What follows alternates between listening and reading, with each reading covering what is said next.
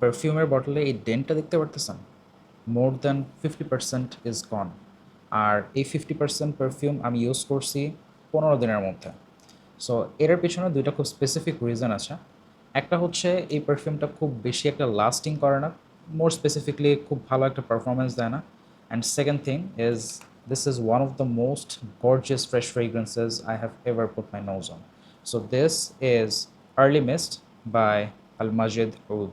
Luis ভিটনের afternoon swim যদি middle ইস্টে বানানো হতো তাহলে প্রবাবলি আফটারনুন সুইমের স্মেল ঠিক এটার মতোই হইতো। এইটা আমি যতবার স্নিফ করি আমার ভেতর থেকে শান্তি লাগে। মানে এইটা আসলে মন ভালো করে দেওয়ার মতো পারফিউম সালমান ভাইয়ের ভাষায়। এটা বার্গামটকে এত সুন্দরভাবে রিপ্রেজেন্ট করছে। মানে এইটা আসলে এটা যদি লাস্ট করতো, এইটা বেসিকলি এটার পারফরমেন্সের কথা যদি বলি আমি, এটা 2 ঘন্টা কিংবা 2.5 ঘন্টার বেশি আসলে পুশ করতে পারে না। সো খুবই ন্যাচারাল স্মেলিং হওয়ার কারণে সম্ভবত এইটার পারফরমেন্স এত উইক। বাট যারা আমার মতো লাইক পারফরমেন্স নিয়ে কোনো প্যারা নাই, আমি যেমন মনে করেন এই বটলটা বেশ ছোট, আমি এটাকে খুব ইজিলি ক্যারি করতে পারি। আর আমি অলওয়েজ এটাকে অফিসে নিয়ে যাই আর সমানে ইউজ করি। পাহাড়ের ঝর্ণায় আপনি শাওয়ার নিলে যেই ফিলটা পাবেন, যে রিফ্রেশিং যে ভাইবটা পাবেন, এই ফ্রেগ্রেন্সে আমি ওইরকম ভাইব পাই।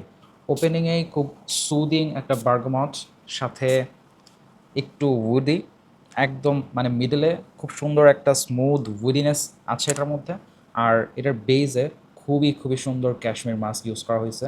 সো বেসটা খুব স্মুথ, মিডল নোটে যে উডিনেসটা ইউজ করা হয়েছে পারফেক্টলি ব্যালেন্সড, আর ওপেনিংয়ে যে বার্গামনটা ইউজ করা হয়েছে টোটালি আনবিলিভেবল। তো মোরলেস 10,000 টাকার দামের এই পারফিউমটা, যেটাতে 50 ml থাকে, এই পারফিউমটা যেটা পারফরমেন্সের দিক থেকে বিলো এভারেজ, কিন্তু স্মেলের দিক থেকে 10 out of 10। আপনার কি মনে হয়, is it worth it or not? Let me know down in the comment section below and I will see you guys in the next one.